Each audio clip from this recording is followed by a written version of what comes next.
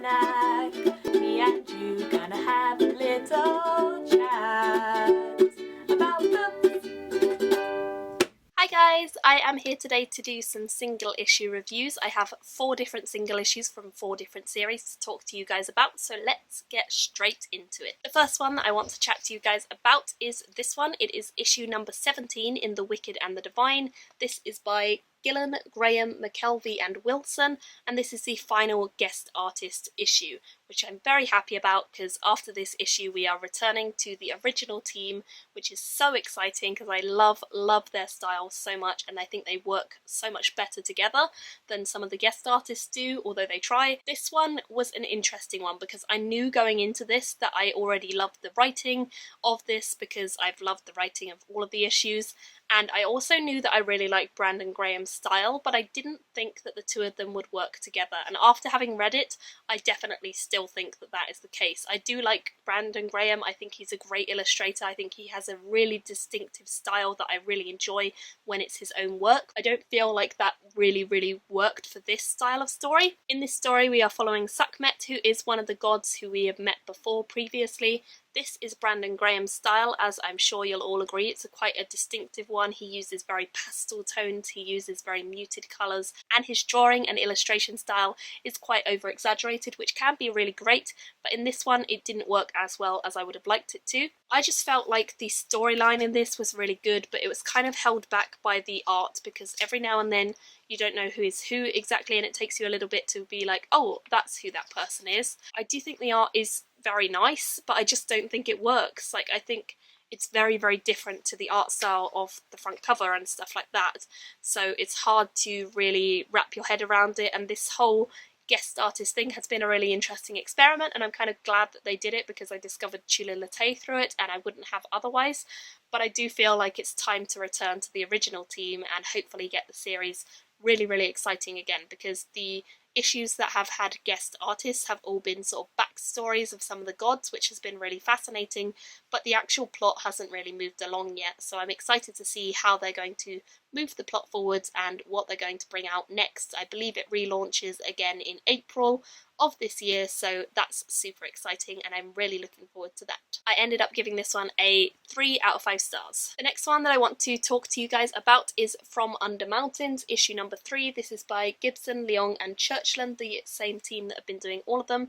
Again, I love the cover. I think that Churchland's illustrations are phenomenal, but sadly she doesn't do the illustrations within. So this is again illustrated within by Leong, who has a decent style, and I actually preferred this one in terms of art to the previous ones, I think. I think the colour tones were a lot better and the panels were a lot better, and it just worked more for me in terms of the overall thing. But the storyline of this, I just feel, is getting a bit lost, and we don't really have a cohesive storyline yet. It's just a bit whimsical and weird and wacky, and there's a lot of stuff going on, there's a lot of different elements that are being drawn together, but it doesn't feel like we're genuinely getting anywhere with this plot. So I feel like this is one that's really erring on the edge. It's kind of gone downhill for me because I started out really enjoying issue 1 and then issue 2 was really good as well. Issue 3 has sort of let me down a little bit. I'm not really loving this issue. The art is better, but the story didn't really capture me at all. It felt kind of like a letdown, and so I had to give this one a 2 out of 5 stars, and I'm not sure if I'm going to continue. I'm going to see how I go. Possibly I will, because I kind of want it to get better. Like, I'm really hopeful that it will every time I read it, but it's not making enough sense yet. It needs to start coming together and become more cohesive, otherwise it is going to lose me as a reader. So unfortunately 2 stars for that one, just an okay read, but yeah, we'll see if I continue or not. The next one that I have to show you guys is Toil and Trouble. This is issue number 4, and this is by Marguerite Scott and Kelly and Nicole Matthews. And I really enjoyed this actually.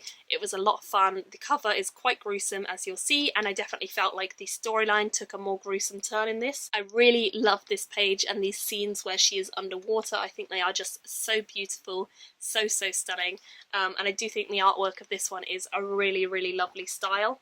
I think that the illustrators just do a fantastic job in this, and it works so incredibly well. The colours are vibrant, they're rich, they're luminous, it's exciting, and there's always something happening.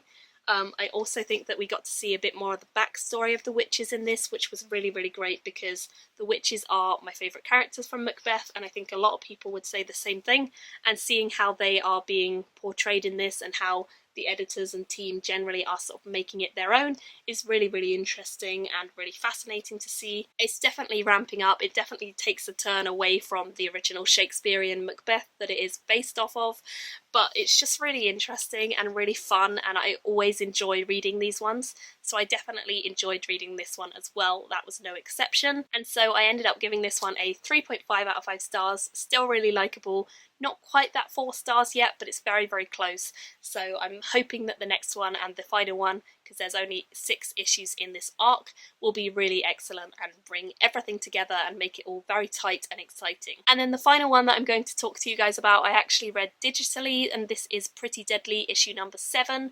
This is by Kelly Sue DeConnick and Emma Rios, and this series is one that I really was kind of tentative to get back into because I absolutely loved the first issue, or the first volume. I thought was exceptional, but kind of confusing and weird. It is a bit of a weird story. It's kind of a weird western.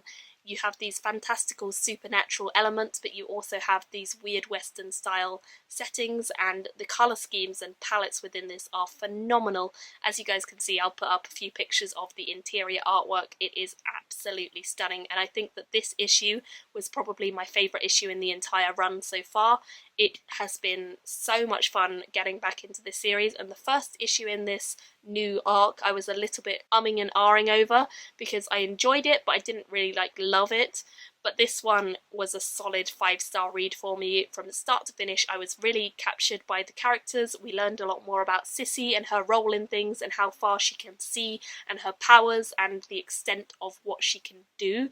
And I loved that so, so much. We also saw more about humanity and the world and how it's kind of changing and these horrible things are starting to happen. I just felt like it was such a beautifully worded and absolutely stunning visuals that just worked and meshed so well together that it couldn't not be a 5-star read. It was so beautiful throughout. I gave that one a 5 out of 5 stars, unsurprisingly, and I absolutely loved it. I would love to hear what you guys have been reading recently. If you have been picking up any comics or graphic novels, then do leave them in the comments below and let me know if there's any you would recommend.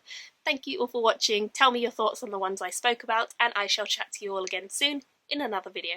Bye! Me and you gonna have a little chat about the